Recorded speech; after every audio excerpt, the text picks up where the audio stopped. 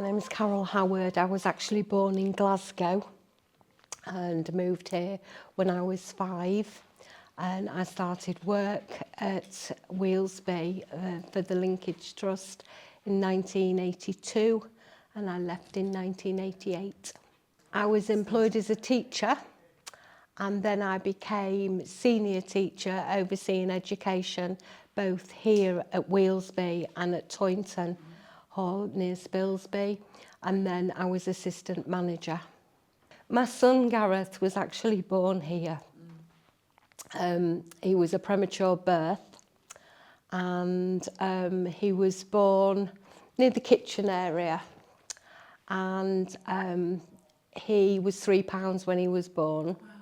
And Don Mackenzie and Dave Sampson, knowing Gareth's father Trevor and myself had no fathers of our own because they were deceased, managed to get into the special care baby unit saying they were the grandfathers, and they came up to the Grimsby maternity home with the most beautiful bouquet of flowers.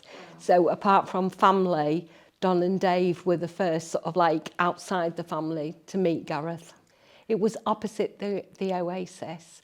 Yeah, because the Oasis was the teaching room. Right. When I first started here at Linkage, the teaching room was on the courtyard. Yes. Yeah.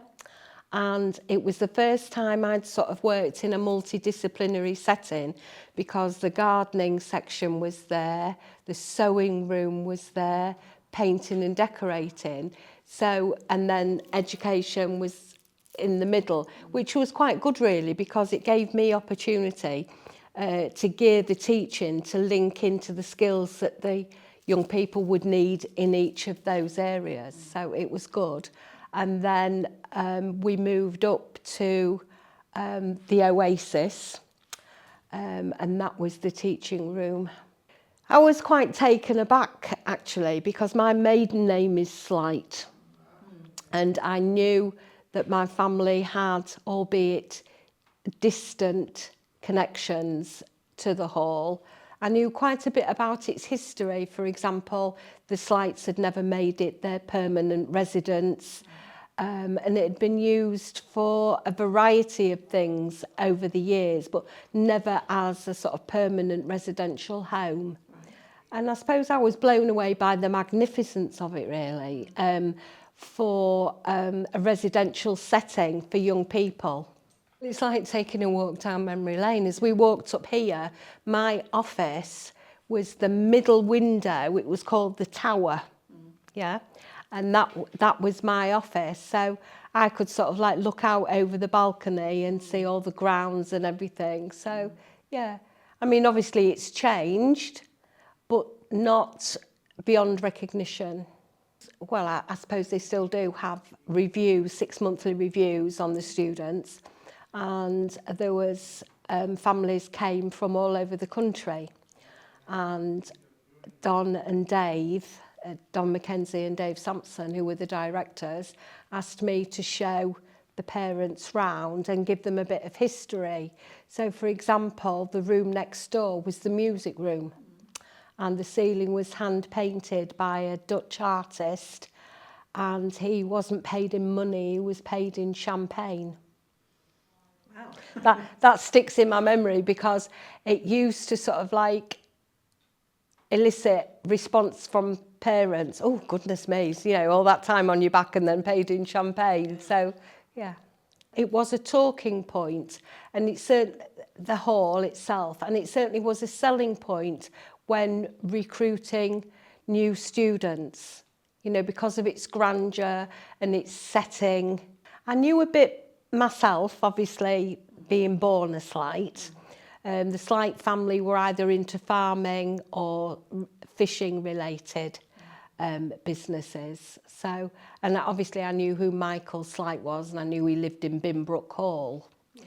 And actually when I'd had Gareth, Gareth was in hospital for quite some time, and Dave Sampson had told Michael Slight that obviously I'd given birth, and there were only 2 people with a Slight connection born on this property, Michael Slight being one and Gareth being the other. and Michael asked to meet us, and Trevor, Gareth and I came up and had afternoon tea with Don and Dave and Michael, and I remember him saying, "I do believe, my dear, we are distantly related." Did you get to know Michael very well? No, apart from that meeting, I met him sort of like in brief when he visited the hall. But, you know, he was very interested in us as people and of our work within the hall, because Trevor, Gareth and I actually lived on site. Right. We lived in a little village called Southery between Bardney and Horncastle and travelled every day. Well, obviously with a young baby, it was quite a trek, particularly in winter. And the Slight Centre had just opened, and they had a 3-berth residential caravan erected. It was quite nice, actually. It was like a house, and a proper bath and everything. And we lived there. You lived on the site? We did. We lived in a residential caravan at the Slight Centre, which at that time was newly opened. The Slight Centre opened in 1985, the year Gareth was born, and we moved into the caravan about 1986. So obviously there were 6 men living at the Slight Centre at that time, and we became quite friendly with them.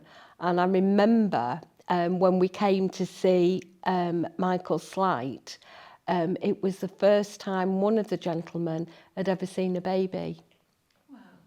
And he was absolutely fascinated. He couldn't take his eyes off Gareth. And I said, "Would you like to hold him?" And, you know, obviously I was there to support everything. And he held him. His name was Dennis. I've never forgotten him. And in the years that have gone by, I've met quite a few of the original Slight Centre guys out in the community. And Dennis has never passed me by. He's non-verbal. He was non-verbal. He did have some monosyllabic responses, but he always smiled and gave me a wave. Immense importance for the area as well. It's got great historical importance, because the Slight family at one point were the family in this local area. And it's, like I say, it was multi-purpose. I believe it was a hospital for war veterans at one point. So it's been used for a lot of things, and I think there's a lot of history here that it would be a shame if this hall wasn't preserved to keep those memories alive. I think really the camaraderie that was here. You know, I remember Don Mackenzie saying, it's like Fantasy Island. He said, you went to Wheelsby Hall and you could be anywhere. And that's quite right, because once you came into the hall, there was no reason to go out, yeah? But obviously there were lots of experiences open to the students that staff were invited to join in. I mean, I remember travelling all the way to Derby on a coach to see Culture Club. Yeah, and I can never hear Culture Club with his Cama Chameleon, yeah, and I always think back to that coach journey because we were all desperately tired coming home. And I used to go camping on a regular basis with Alan Michaels, who was the gardening instructor and then was manager of the Slight Centre, and we'd go to Hope in Derbyshire, and we had some cracking times there.